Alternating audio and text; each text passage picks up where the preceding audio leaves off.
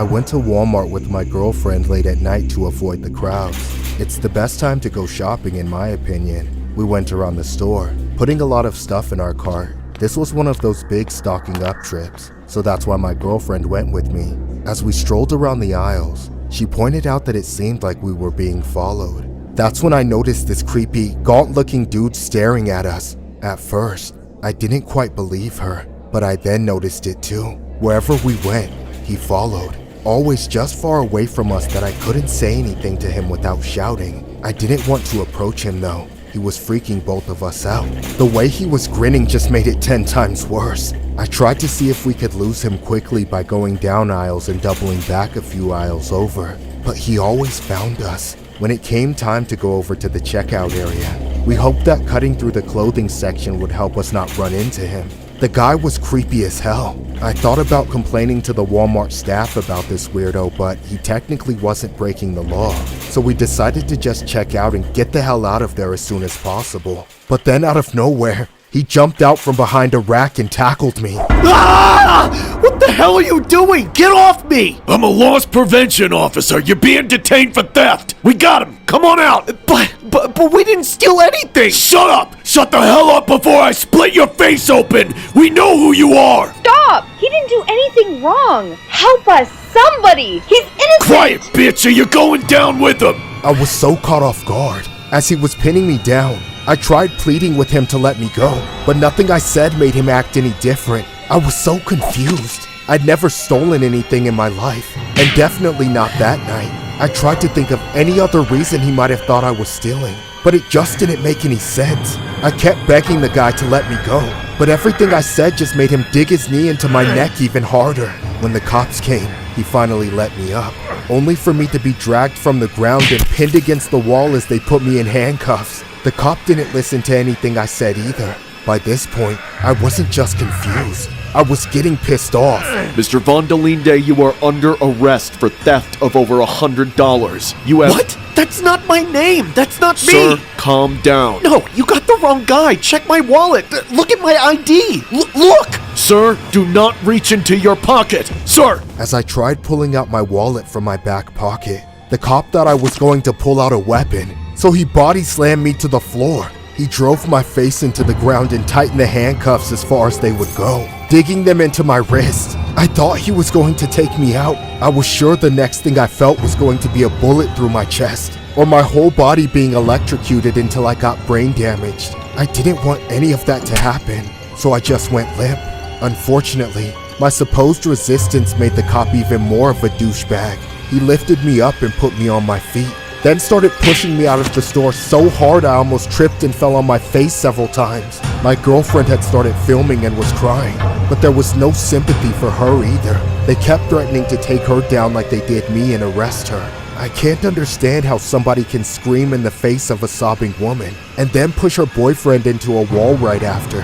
I had given up on trying to convince them that they had the wrong guy. I was taken to a holding cell in the county jail. They took all my belongings and made me change out of my clothes as they were booking me. I couldn't help but tell the clerk to look at my ID and tell me what it said. When she said my name, I saw the cop realize he had screwed up, but instead of being sorry, he looked like he was about to punch me in the face. He made the clerk check to see if it was a fake, which of course it wasn't, but it still wasn't enough for them to let me go. That piece of crap called me a liar and threw me in a cell. Then he left. I was there for hours. Almost an entire day before I was finally released the next night. Someone with a brain finally took a look at why I was in there and let me out. The real culprit they were looking for did get arrested soon after. I went looking for his mugshot, but lo and behold, he looked nothing like me. The only similarities were that we were both the same ethnicity and had short hair. I'm suing the loss prevention idiot, the cop, and Walmart for falsely arresting me. I expect to be paid. Not only was I never observed stealing, I was racially profiled and assaulted. Loss prevention officers should never even have the right to physically detain anyone. They're not cops, but I guess they just like the power trip and think they are one. It's scary to think that there might be a person like that watching you in any store you walk into. This story was inspired by a disturbing incident regarding a man at the center of a viral video of an arrest at a Spring Hill Walmart. Tony Nguyen of Hudson said he's suing Walmart, a loss prevention officer, and the Hernando County deputy who arrested him. The lawsuit calls for more than $10 million over claims of racial profiling and false arrest. I'm just happy to be alive today. It could have went south. I could be dead, Nguyen said. Plaintiff said authorities were looking to arrest Cody Vondelinde, another man of Asian descent, but thought he was Nguyen during a visit in November. The video taken by Nguyen's girlfriend has garnered more than 800,000 views on his YouTube channel. Plaintiffs state through the 911 audio that the real suspect, Vondelinde, was aggressive and likely armed. The plaintiffs state Nguyen was never asked for his identification. The lawsuit claims it wasn't until they reached the jail that Nguyen's identity was confirmed. Plaintiffs also claim in their lawsuit that Nguyen wasn't cleared right away. Instead, authorities used a 2013 incident in which Nguyen had been trespassed due to shoplifting at the same Walmart to keep him detained. The plaintiffs said charges were later dropped.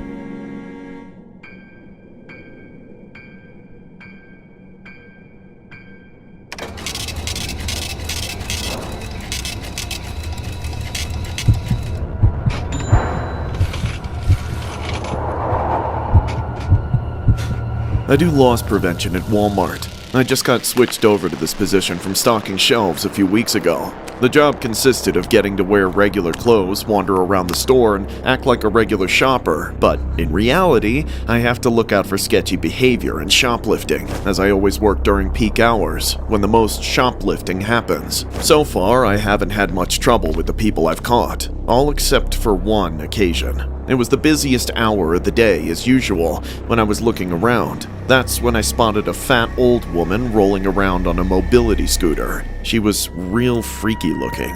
I don't know how else to describe her, but it was like she was made of rags, all layered on top of each other and drooping downward. And her breasts looked like two tube socks filled with handfuls of change. I usually have more sympathy for the elderly and the disabled, but something about her was sketchy, so I started tailing her. It didn't take long for my suspicions to grow. She spotted me early on and glared at me before her eyes darted away and she drove off. Whenever we ended up in the same aisle, she would immediately leave and go to another one. And despite my efforts to not get caught watching her, we made eye contact quite a few times. Eventually, she actually confronted me before I confronted her, saying, Are you stalking me? "No, I'm not." Then stop following me! Lady, I wouldn't even follow you on Instagram, let alone in real life. I then saw her go into another aisle. That's when I started tailing about 10 yards behind her. By the time I got around the corner, she had turned around to camp right at the end of the aisle, causing me to bump into her on accident, setting her off. You better get the hell away from me, you creep! I ought to smack you with my sandbags and get you arrested this instant! Ma'am, please, I'm not following you. It's just a coincidence. I couldn't tell if she really thought I was stalking her, or if she was just angry with me getting in the way of her stealing. I never caught her in the act, but I noticed something pretty strange. I'd seen her disappear into an aisle and come back out a few minutes later looking like she had put on even more weight. This happened 2 or 3 times, and I eventually couldn't let it go any further. I went up and confronted her. I revealed that I was a loss prevention officer and that I knew she was stealing. But instead of accepting that she'd been caught, the situation blew up in my face. Who do you think you are? A cop? No, ma'am, I'm not a cop. I already told you I work for Walmart. Well, you can't do anything to me then! You're more worthless than a mall cop! Get out of my way! Ma'am, I know you've been stuffing merchandise under your shirt. The audacity! The only thing I stuff in my face when I'm at McDonald's or my husband when he— Bitch, I can see the corner of a box sticking out right there. That's my nipple, you pervert! I knew you were just a creep! Help! Somebody get this creep away from me! Calm down, the cops won't be as nice as me. Stop it! Stop it! Suddenly, the nasty woman started ramming into me with her cart. I tried to push it back, but it was more powerful than I expected. I saw the bright red kill switch on the handle and smacked it, turning it off. The woman tried starting it up again so she could ram into me some more, but when she couldn't figure it out, she got even more hysterical, flailing her arms in anger and screaming nonsense. I stepped closer to try and detain her, but then she jumped out of the seat and grabbed me. She latched onto me and tried to gouge my eyes out.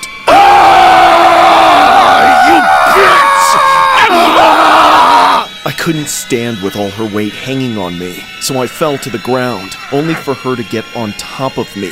It was like being enveloped into a disgusting mass of fat. Smells that shouldn't exist assaulted my nostrils. I had to use all my strength to push her off. Then I kicked her off me, sending her rolling away. She rolled about 6 feet away from her scooter, immediately trying to crawl over to it because she couldn't even walk. I watched as she tried to pull herself up onto it, but she just kept falling. The cops were already on their way, so after a minute of struggling to watch that sad sight, I just sat down on the scooter and put my feet on her back, leaning forward a good amount to press my weight onto her. The police eventually came and took her out of the store. Apparently, she had several other shoplifting convictions. So, my gut feeling about her in the beginning turned out to be more correct than I thought. It doesn't thrill me, though. After dealing with her, I am seriously reconsidering this loss prevention job. I don't want to go through anything like that ever again.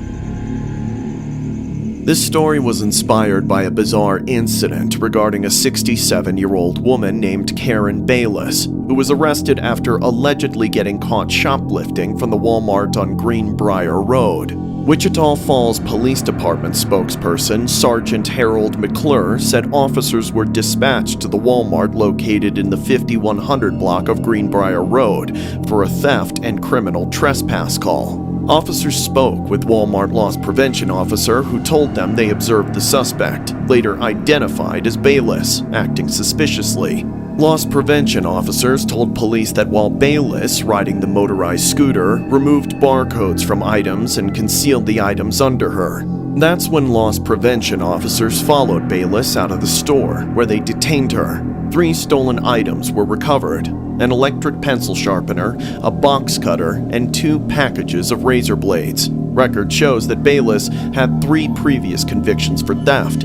Bayless was arrested for theft with 2 or more previous convictions and criminal trespass.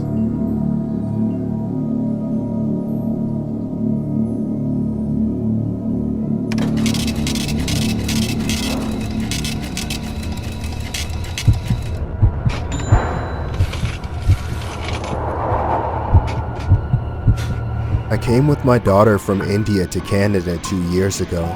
The transition was very hard. Going from the warm weather of India to the long and cold winters of Halifax was only the beginning.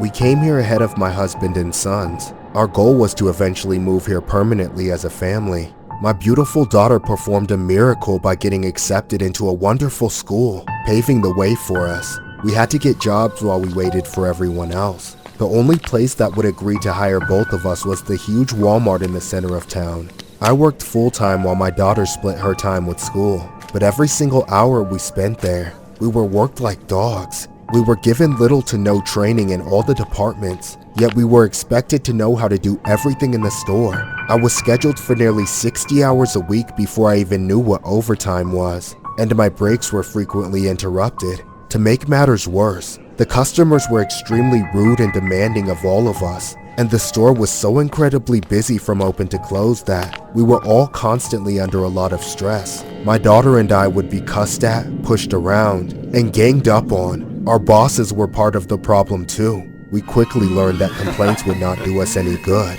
In fact, they would only lead us to threats of being fired. Unfortunately, we did not have any other choice but to suck it up, as my daughter's costs of school combined with all of our other bills was very high. So we needed this job to make ends meet. One day, we were scheduled for the same shift. Whenever that happened, we always tried to take our lunch breaks at the same time. But when I sat down to eat that day, she never showed up. At first, I figured she was in the washroom, but several minutes passed and I still didn't see her.